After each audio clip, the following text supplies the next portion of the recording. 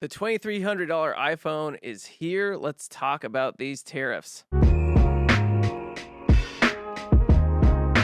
Welcome to the All Future podcast, where we talk all things tech, AI, humanoid robots, and Apple throughout the week, and I guess tariffs Now today. tariffs. Now we're tariff Tariffs. people. Yeah, very, very exciting stuff. Honestly, not that exciting, just real and happening and affecting our products. So, supposedly. So, $2,300 iPhone. The way that we're getting this number is from a Mac Rumors article that is from analysts saying that iPhones could increase in price quite a bit, up to 30% on average due to these tariffs, ending up with the iPhone Pro Max, iPhone 16 Pro Max, with a price of $2,300. And this is including a number of factors. One, nothing changing. These tariffs completely staying in place and affecting Apple's products with no exemptions. And then Apple passing on the tariff cost to the consumer. But that's a pretty steep price there. What are your thoughts on this, Andrew? I don't know that I would buy that phone for $2,300. Mm-hmm. Especially, let's say that it's the iPhone 17 and not 17 Pro Max. I don't think I'd upgrade at that point. I don't know that any features that phone would have would be worth upgrading at that point. I didn't even feel like my 14 to 16 upgrade felt like that much of an upgrade. Mm-hmm. So I can't imagine myself doing it this time. Yeah, and even for the biggest Apple fans, I feel like they've been feeling that lately. Maybe I'm just partial because that's how I felt on this last upgrade cycle. But I even went from 14 to 16, and it was like, cool, I have USB-C now, Yeah. and not much else. Especially since like I kind of bought in for the AI features, and then we're very behind on most of those. I have Genmoji. There's not Yeah. and I have It's summaries, and so good. I have all the things that are actually delivered, but none of it's been like super impactful, I don't think. But yeah, that price is coming for a 7 or 16 Pro Max, 1 terabyte, with a price of $1,600 today. Could go up to $2,300 if Apple actually followed through with raising the price about 43% to offset the tariffs. Now, there's various views. This is an analyst prediction here. So there's various views on what could actually happen here because these tariffs affect each of their products differently. So on average, some analysts are expecting about a 30% increase for Apple's products in order to offset the tariffs because each product ends up with kind of a different one. There's different rates for people expect for the watch and the Mac. There's different rates for the iPad. I think that's the highest one. And then there's different rates for the iPhone. So if they were to even things out, that's your average. Yeah, we've had one day with this, and analysts trying to figure out these tariffs things are. No, it's accurate. It's Oh, yeah, it's completely 100% 100%. accurate. This is exactly what's going to happen in the future. Yeah, one day with it is pretty interesting. Yeah, and, people are probably trying to price these things in and figure these things out in advance, but I don't know that anyone had a spreadsheet lined out for, how many tariffs the Trump administration just put into place. So, Mhm. and I don't think there's any real good precedent for that. Like, when's in history the last time something like this happened or didn't happen? And so we've never really seen it in our lifetime or, and then I can't, think of a time that we really learned in school or something about like, this was the great tariff, Mhm. situation of '04 or something, Yeah. So, yeah, this is pretty unprecedented, and I don't think there's a good spreadsheet to figure out how to do it. And I think these companies have to think on their feet of how to do it themselves. They don't know what they're gonna do with these things. Yeah. So just a quick tariff explainer is that if you don't know, basically when the product is coming or the part is coming from a different country that tariffs apply to, once it's coming into the United States, in order for the company like Apple to actually purchase it from that company, they have to do, say, a 25% tariff. That cost goes to the US government. And so it's kind of like a tax, but it's a tax on goods from specific areas with the goal of like incentivizing local production, manufacturing, and all of those things. It's just when it happens this quickly, these companies just really get massively affected because you can't just suddenly be like, oh, okay, we'll stop making millions of iPhones overseas.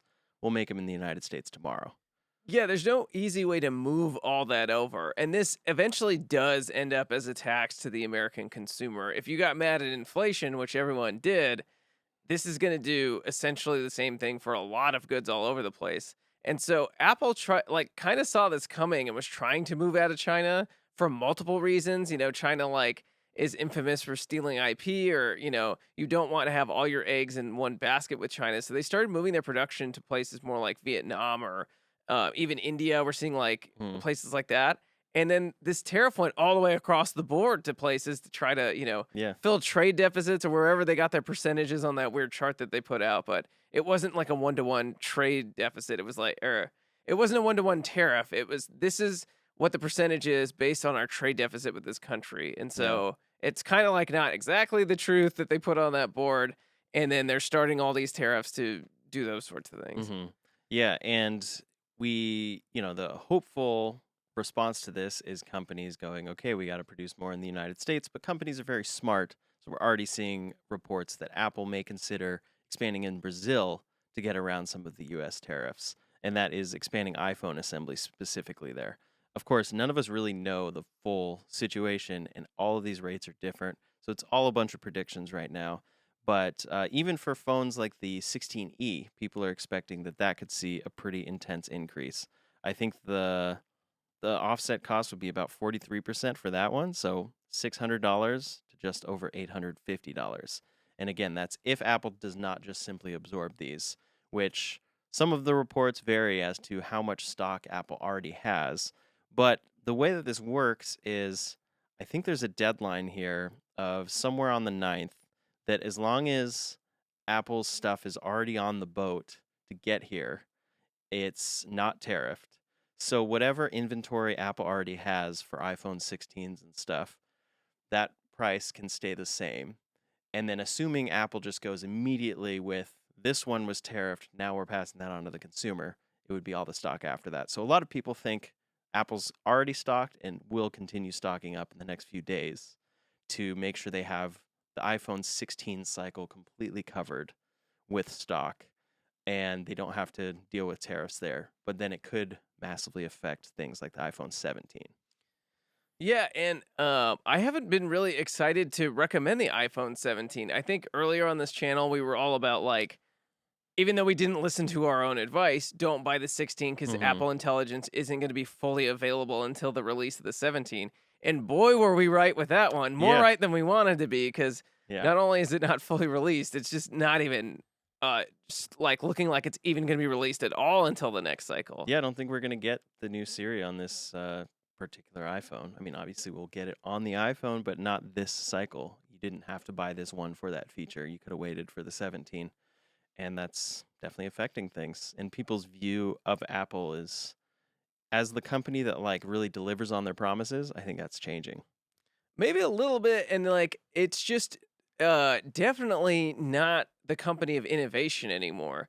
And even Tesla is starting to look like not the company of crazy innovation until we see them bring something like full self-driving or Optimus to life. At least we could see that they have something cooking. Like it's Apple's so secretive that you don't know what Mm, they have on the back end of what they're doing to like believe in a future that we don't know is there yet. Or even Meta gave us a look at those glasses, like, yeah. okay, they're gonna be ahead in visual computing. Apple just doesn't let us see any of these devices, and so, like, we don't know. A lot of this is, like, using the grift of, like, "Believe in the future that I'm trying to sell you, Yeah. and then we'll all get there eventually," Hmm. you know?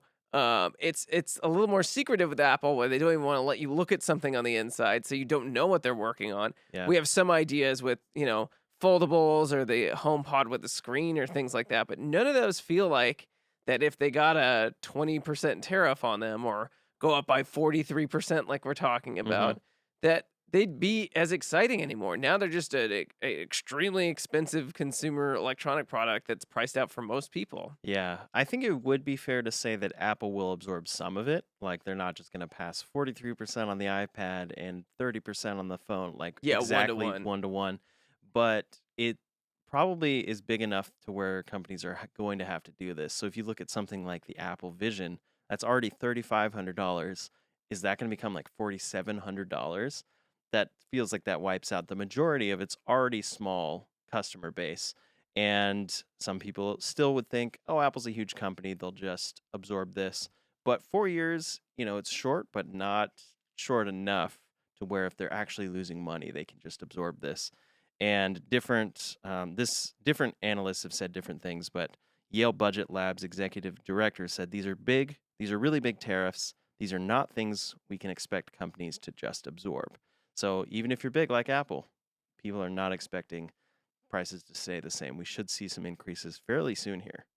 Yeah, they lose money on a lot of stuff, like, say, Apple TV or other things like that. These are just sort of loss leaders to get you into the program Hmm. or sell some more of their services packages together.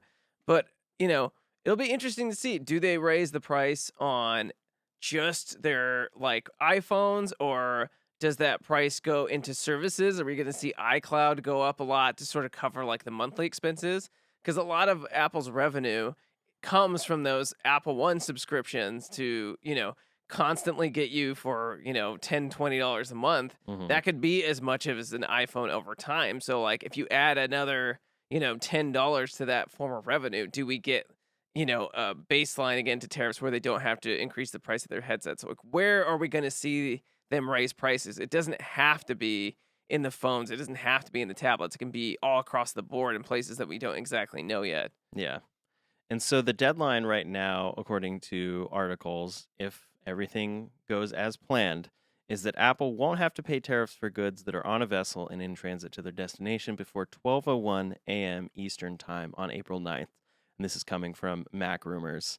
A great article about whether or not it's time to upgrade, because if you were already about to upgrade, seems like price increases could be right around the corner. Now, again, it will be different for every company. I think you were talking about Nissan kind of like trying to sell what they have and like really not absorb Yeah, anything. yeah. So Nissan has inventory in the United States already, and it's like one of the least sold cars in the United States right now. They Hmm. have so much inventory on their lots that I think people are anticipating these tariffs causing like price hikes in cars. And so Nissan has come out and said like we're not going to raise the prices on our cars at all. They probably know they have enough inventory on sitting on their lots for like 6 months, just like you're talking about with Apple. Hmm. We're not going to raise the prices on our cars at all, and if there is a tariff increase, we'll give you a cash bonus to pay that tariff increase when the cars come in. So a lot of people are using this as an excuse to just market in different ways. Hmm. And it's really hard to see through what's going to be happening at the end of this. Like we said at the beginning, this is unprecedented. Like Yeah. there's no handbook for this amount of tariffs. So Yeah, so this is part of why we're seeing people rush to get the inventory, like you're saying, that's here, because the once it's already imported, not affected, but soon enough it will be. So cars that are very obviously not made in the United States are going to be affected soon. And then every car is a different level of how much or how many of its pieces come from different countries and whatnot. So, and each of those has its own tariff rate and stuff now. But we're seeing that general car, foreign vehicle 25% being applied there. And then we're seeing all these new ones for other electronics. But yeah, I know someone that I've been talking to about the electric car that they want to buy. And I think they're going for a BMW iX at this point. And so he's been on all of these different lots doing test drives of different companies. And he said it's a little crazy. Like everyone, you can feel the energy and you can feel all these people like kind of being like, I think I might need to buy this soon before, because once they run out of that US inventory, most are expecting that immediately these companies, especially when you're on a big ticket product like that, they're going to have to hike up the price as a result of the tariffs. So yeah, then it's like, we're going to see this from Apple? Are we going to see this from the rest of the tech industry? And if you were on the fence and have the funds, is now the time to buy that phone or that whatever tech product. yeah, it definitely depends on how far you are behind, right? Like we didn't think the Pro Max phones were a good upgrade, but you just upgraded your studio recently, right? Your Mac Studio. Hmm. And how has that upgrade been for you?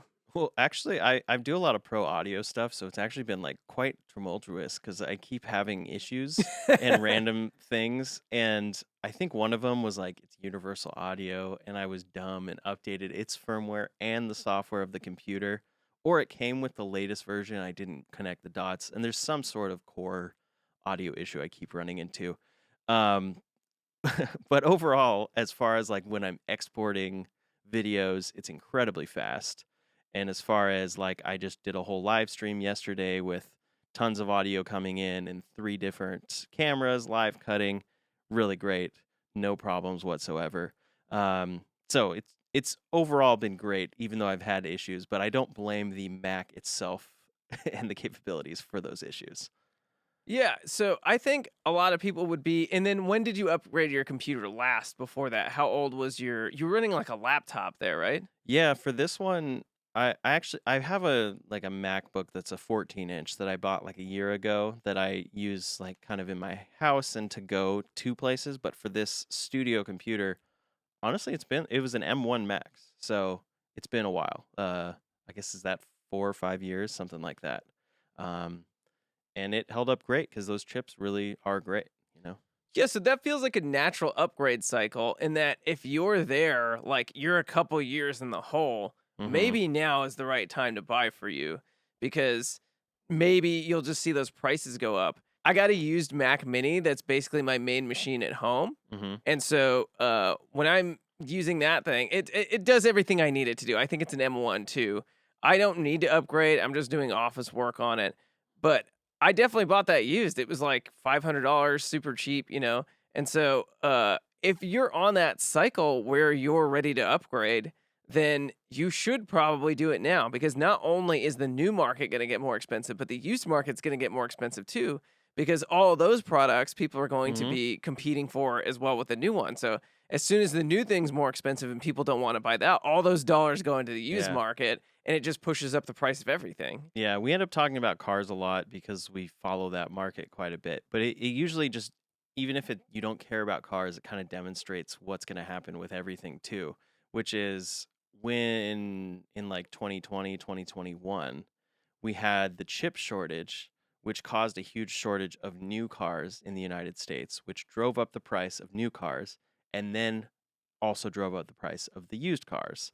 And it was pretty wild to watch because at a time, some used cars were selling for more than new cars because of their availability. You know, you didn't have to wait. You had no questions about it. It was right there. It's available. And that's the kind of thing you're talking about is like the used prices are going to go up because the new prices are going up too. And it's not like people just go, oh, well, this is the same used price. If it's like maybe I can buy a 15 Pro for the price of what was a 16 Pro Yeah. before it was tariffed, and then I want to go for it.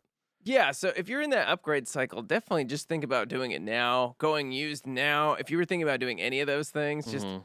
get it now before these tariffs even maybe go into place. We don't know if they're going to go into place or not, but the market reacts to things like this before anything really happens. So people are pricing it into the stock. We're seeing drops all over the place. And so we've seen like Trump's Canada tariffs not get passed either sometimes. We don't know how, our Senate's going to react to this. And then I don't know if this can be proven within the next 2 years to Republican midterm elections or the next 4 years to maybe like another presidential election. Mhm. Is all these things that you're talking about going to come to fruition? Like you had all these tariffs and you got to implement your idea, and it's going to cause a lot of short term problems for people and everything in their life becoming more expensive. So, we were talking about this quote from the Treasury Secretary that said, "This is a Mag 7 problem, not a MAGA problem," meaning that those people who maybe like voted more for this or like your middle class family isn't going to have money to put in the stock market. And so if the stock drops, they don't care. If the price of expensive consumer goods doesn't care. But what we talked about a lot is like everyone's pension is wrapped up in that money too. Mhm. And so it's not only, like Tesla, any of these companies, if you like them or not, like they're in your pension program if you work for Yeah. the state, if you work for big companies or whatever. But Tesla, Apple, all these like blue chip stocks, like if the market goes down, your pension's gonna have a harder time paying you out and making the promises that they had. Yeah, so like a lot of people might not care about these things day to day, and it's like, who cares if the stock market crashes if this fixes whatever issue?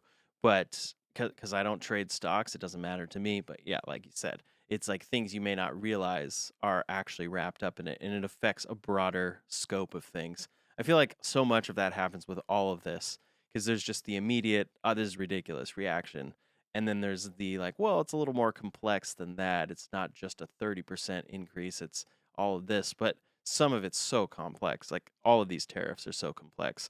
Like And the reaction as well is so interesting to watch from the companies because, like I was saying earlier in this video, companies are smart like Apple. So the reason they might assemble phones in Brazil is because, according to the current rates, it would be 34% on imports from China, and then India and the rest of the world have been given 26%, but for Brazil, they're only 10%. And so Apple already has quite a bit of equipment and manufacturing capability through Foxconn in Brazil. So if they just expand that, then they get a 10%. And ultimately, it just moves it to a different Yeah, country did that's that still not the manufacturing come United back to States. America? No, no, absolutely not. Yeah, Which, yeah. yeah, will we see these things actually do their intended purposes, or is there enough like weird loopholes and wiggle room here that you don't actually get to your intended goal of bringing back manufacturing in the United States?